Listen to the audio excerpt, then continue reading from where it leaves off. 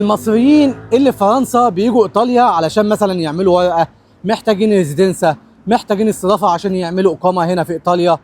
فايه بقى مصر اللي في ايطاليا او الاغلبيه، عشان ما نعممش، عارف ان المصري اللي جاي من فرنسا، فاكرين زمان ايام الخليج اللي في مصر يقول لك واحد جاي من الخليج معبي فلوس، فالمصري بتاع ايطاليا يقول لك ايه بقى، واحد جاي من فرنسا يعمل ورقه ريزيدنسا استضافه، اكيد جاي محمل فلوس. على فكره انا مش ضد انك تاخد منه فلوس نهائيا، انت واحد جاي لك من فرنسا عاوز يعمل ريزيدنسا، عاوز يعمل استضافه، انت اتفقت معاه على 500 على 1000 على 2000 على 3، انتوا حرين مع بعض، العقد شريعه المتعاقدين، وطالما هو وافق فانتوا الاثنين حرين مع بعض. طلع اقول لبتوع ايطاليا، عاوز اقول لك زمان انت بتتعب في فلوسك هنا وبتشقى فيها قوي عشان تحوش اليورو، المصري بتاع فرنسا نفس الكلام، عشان تطلب منه 2000 او 3 او حتى 4 او حتى 5 علشان احتياجه للاقامه او للورق، فانتوا حرين طالما اتفقتم. ولكن لازم تعرف ان الفلوس دي هو محوشها او سالفها، ومش سهله ان هي تيجي والله العظيم. عاوز اقول لك حتى سعر الباسبور، لو واحد مصري عاوز يعمل باسبور بيقعد يحوش له 5 6 شهور على ما يحوش سعر الباسبور علشان يعمله. ومش طالع اقول لكم اسعاركم غاليه، ولا طالع اقول لكم بطلوا استغلال، ده اسمه الاستغلال المقنن، يعني واحد محتاج مصلحه فمشيها له. ولكن المشكله في حاجه مهمه جدا، ودي بقى اللي عملت الفيديو عشانها.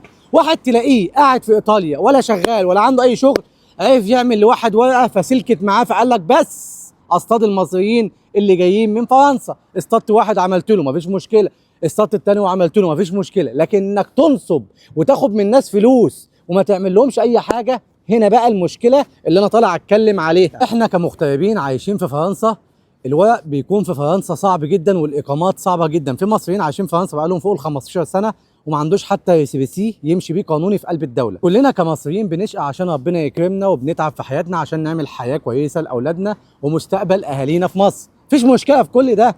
فلما يجي واحد مصري هنا تتفق معاه على فلوس، انتوا حرين تتفق معاه على 1000 على 2000 على 3، مش مهم المبلغ كام، ولا هقول لك استغلال ولا هقول لك ده حرام، عادي بيكون محوش قرش ونفسه يعمل اقامه فمستعد يدفع اي فلوس بس يلاقي طريق سالك يمشي فيه ومظبوط.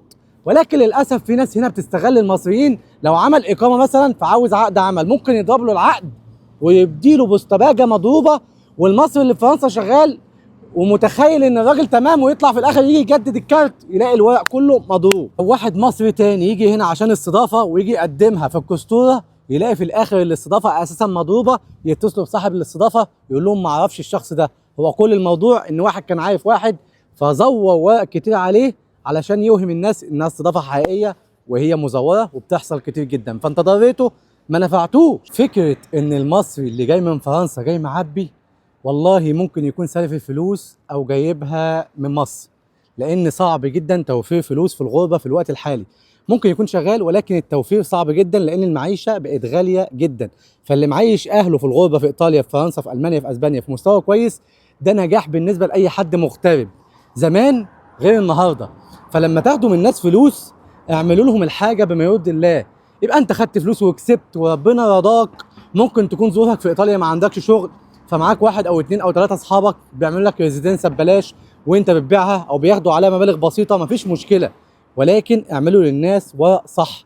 لان كتير جدا كلموني من فرنسا منصوب عليهم من مكاتب كاف في ايطاليا ومن ناس كتير جدا في ايطاليا. رسالتي ليكم بجد والله العظيم، اللي جاي من فرنسا زيك بالظبط، زي ما انت شغال في ايطاليا وطفحان وقرفان وشغلك تعب وشقى عشان تجيب الفلوس، هو نفس الكلام.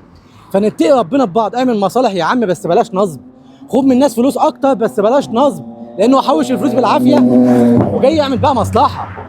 انما المصلحه ما تتقضيش ويرجع فرنسا يلاقيك ضحك عليه في حاجات كتير جدا ومدمر له حياته، يبقى انت استفدت ايه بقى؟ قلبوا رزقكم كويس وقلبوا الناس كويس، مفيش مشكله والله، ولكن اعملوا لهم الورق صح، بلاش نصب بقى، بلاش ورق مضروب، بلاش استغلال، بلاش واحد تجيبه وتاخد منه فلوس وفي الاخر بتديله وهم.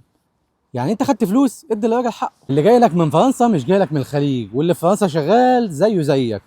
قلبوا الناس مفيش مشكله والله عندنا، يعني اللي جاي لك من فرنسا كده كده عارف ان هو يتقلب، بس اعمل له خدمه صح، اعمل له ورق مظبوط. انما تاخد فلوس واستغلال وتنصب عليه كمان، ده ايه ده؟